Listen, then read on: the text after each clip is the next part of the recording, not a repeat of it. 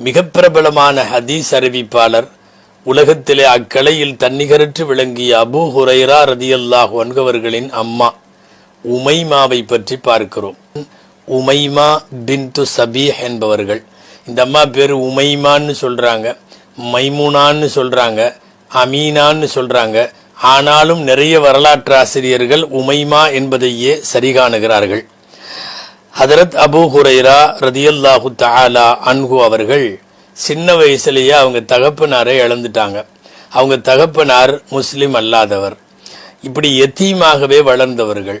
தாயினுடைய அரவணைப்பிலேயே வளர்ந்தார்கள்.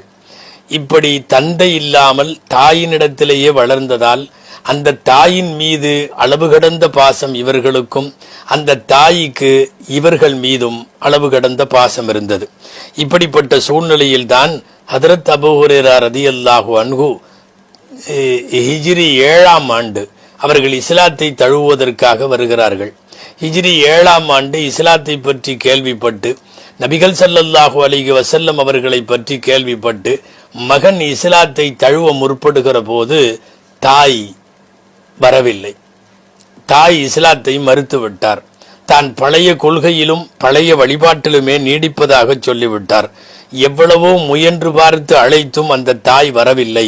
அதற்காக அபூ ஹுரைரா தன்னுடைய இந்த கொள்கையை விட்டுத்தரவும் தயாராக இல்லை. அவர் மாத்திரம் வந்து இஸ்லாத்திலே இணைந்து கொள்ளுகிறார். அபூ ஹுரைரா ரதியல்லாஹு தஆலா அன்ஹு அக்காலத்தில் நடந்த அக்கிரமங்கள், மூட நம்பிக்கைகள், சடங்கு சம்பிரதாயங்கள் இவைகளெல்லாம் அவருக்கு வெறுப்பாக மாறியது. ஒரு தூய கொள்கையை தேடி அலைந்த அவர்களின் உள்ளத்திற்கு ஒரு சரியான ஆறுதலாய் இஸ்லாம் அவர்களுக்கு பட்டது. ஒரு சில அறிவிப்புகளில் இப்படி வருகிறது. அபூ ஹுரைரா ரதியல்லாஹு அன்ஹு இஸ்லாத்திலே சேருவதற்காக வேண்டி வந்த ஹிஜ்ரி 7ஆம் ஆண்டு ஃபஜ்ர் தொழுகையிலே நிற்கிறார்கள். தொழ வைப்பவர் நபிகள் நாயகம் ஸல்லல்லாஹு அலைஹி வஸல்லம் அவர்கள் வைலுல்லில் முத்தஃபிஃபீன் என்கிற அளவு நிறுவையில் மோசடி செய்வோரை பற்றி அந்த வசனத்தை ஓதுகிறார்கள். அதன் துவக்கத்தில் வருகிறது, அளவு நிறுவை மோசடி செய்பவர்களுக்கு கேடுதான். அவர்கள் விற்பதற்கு அவர்கள் எதையாவது விற்றால் அவர்கள் அப்போது குறைவாக நிறுத்து கொடுப்பார்கள். இவர்கள் யாரிடமிருந்து எதையாவது வாங்கினால் நிறைவாக நிறுத்து வாங்குவார்கள். இப்படிப்பட்ட மோசடி செய்பவர்களுக்கு கேடுதான் என்கிற குர்ஆன் வசனம் ஓத ஓத ஓத தன் மனதிலே அபூ ஹுரைரா அவராக சொல்லிக் கொள்ளுகிறார், என் தகப்பனுக்கும் கேடுதான். விற்க ஒரு தராசும் வாங்க ஒரு தராசும் அல்லவா வைத்திருந்தார் என் தந்தை. யாரிடமாவது அவர் வாங்குவதாக இருந்தால் அந்த தராசை தூக்குவார், இவர் விற்பதாக இருந்தால் இன்னொரு தராசை தூக்குவார் என்றெல்லாம் தந்தையை பற்றி நினைவு கூறுவார்கள். சின்ன வயதிலே தந்தையை இழந்துவிட்ட அவர்களுக்கு எல்லாம் அவருடைய தாய் தான். வாருங்கள், முஸ்லிம் ஷரீஃபிலே வரக்கூடிய இவர்களின் தாய் இஸ்லாத்திலே சேர்ந்த நாம் இன்றைக்கு பார்த்து கொண்டிருக்கிற உமைமாவினுடைய இஸ்லாமிய பிரவேசத்தை பற்றி பார்க்கலாம். உமைமா பின்னாலே ரதியல்லாஹு அன்ஹா. ஆனால் ஆரம்பத்தில் அபூ ஹுரைரா ரதியல்லாஹு அன்ஹு சொல்லுகிறார்கள், குன்து அதுஉ உம்மி இலல் இஸ்லாம், என் தாயை இஸ்லாத்துக்கு கூப்பிட்டுக்கிட்டே இருந்தேன். ஆனா வஹிய முஷ்தரிகத்துன் ஃபஅன்கரத்தில் இஸ்லாம், முஷ்ரிகாவே இருந்துட்டாங்க, இஸ்லாமை மறுத்துக்கிட்டே இருந்தாங்க. வழக்கமா கூப்பிடுற மாதிரியே ஒரு நாள் நானு நீங்க இஸ்லாத்துல சேரலாமேன்னு கூப்பிட்டேன். அப்ப மாட்டேன்னு மறுத்ததோட நிறுத்திருந்தா பரவாயில்ல. ஃபஅஸ்மஅனி ஃபீ ரசூலுல்லாஹி மா அக்ரஹு, ரசூலுல்லாவை பத்தி தகாத வார்த்தைகள்ல திட்ட ஆரம்பிச்சிட்டாங்க என் முன்னால. எனக்கு காது கொடுத்து கேட்க முடியல. பொதுவாக எந்த முஸ்லிம் அவன் கலிமாவில ஏந்தி இருக்கிற நபிகள் நாயகம் ஸல்லல்லாஹு அலைஹி வஸல்லமை தரக்குறைவாக திட்டினாலோ அவதூறாக பேசினாலோ யார் பொறுத்து கொள்ள முடியும்? அதிலும் நெருக்கமாக இருக்கிற அபூ ஹுரைரா ரதியல்லாஹு அன்ஹுக்கு பொறுக்க முடியல. அவரே சொல்றாரு, ஃபஅதைது ரசூல வ அன அப்கி, நான் அழுதுகிட்டே ரசூலுல்லாஹ்ட்ட வந்தேன். ரசூலுல்லாஹ்ட்ட வந்து நான் சொன்னேன், அல்லாஹ்வின் தூதரே, என்னுடைய அம்மாவை நான் டெய்லியும் இஸ்லாத்துக்கு கூப்பிடுவேன், இன்னைக்கும் அந்த மாதிரி கூப்பிட்டேன், ஒவ்வொரு தடவையும் மறுத்துருவாங்க, அதோட சரி. ஆனால் இன்றைக்கு அல் யௌம அஸ்மஅத் ஃபீக மா அக்ரஹு, சில வார்த்தைகளை பேசினாங்க, உங்களை பத்தி திட்டி பேசினாங்க, என்னால காது கொடுத்து கேட்க முடியல. அந்த மாதிரி வார்த்தைகள். ஃபதுல்லாஹ அன் யஹ்திய உம்ம அபீ ஹுரைரா, அல்லாஹ்வின் தூதரே, இந்த அபூ ஹுரைராவோட அம்மாவுக்கு ஹிதாயத்து கிடைக்கணும்னு கொஞ்சம் துவா செய்யுங்களேன் அப்படின்னு சொன்னாங்க. உடனே நபி ஸல்லல்லாஹு அலைஹி வஸல்லம் அல்லாஹ்ட்ட டக்குன்னு துவா செஞ்சுட்டாங்க, அல்லாஹும் மஹ்தி உம்ம அபீ ஹுரைரா, யா அல்லாஹ் அபூ ஹுரைராவுடைய அம்மாவுக்கு ஹிதாயத்து கொடுன்ட்டாங்க. ஒரே வார்த்தை தான் சொல்லிட்டாங்க.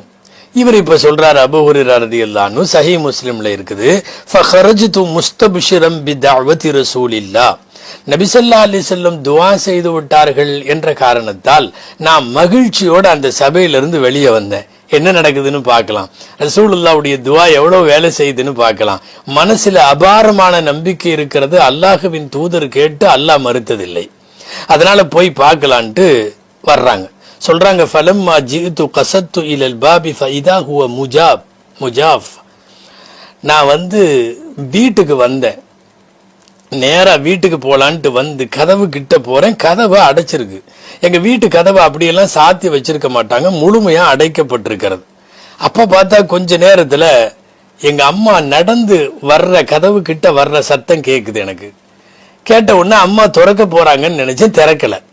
அங்க நின்னுட்டு சத்தம் மட்டும் கொடுக்கறாங்க, மகான கயா அபா ஹுரைரா, அபூ ஹுரைரா உன் இடத்துலயே நில்லு, நான் திறக்கிற வரையும் சொன்னாங்க. நான் அப்படியே நிக்கிறேன். கொஞ்ச நேரத்துல பார்த்தா கதவுக்கு பின்னாடி இருந்து தண்ணி அலம்புற சத்தம் கேக்குது. அதாவது யாரோ கழுவுகிற, யாரோ குளிக்கிற சத்தம் கேக்குது. எங்க அம்மா தாங்க. அப்போ குளித்து முடித்து விட்டு கதவு திறக்கிறார்கள் என்று நான் காத்திருக்கிறேன். அதுக்கப்புறம் நபி ஸல்லல்லாஹு அலைஹி வஸல்லம் அவர்களுடைய துஆவினுடைய பிரதிபலனை பாருங்கள்.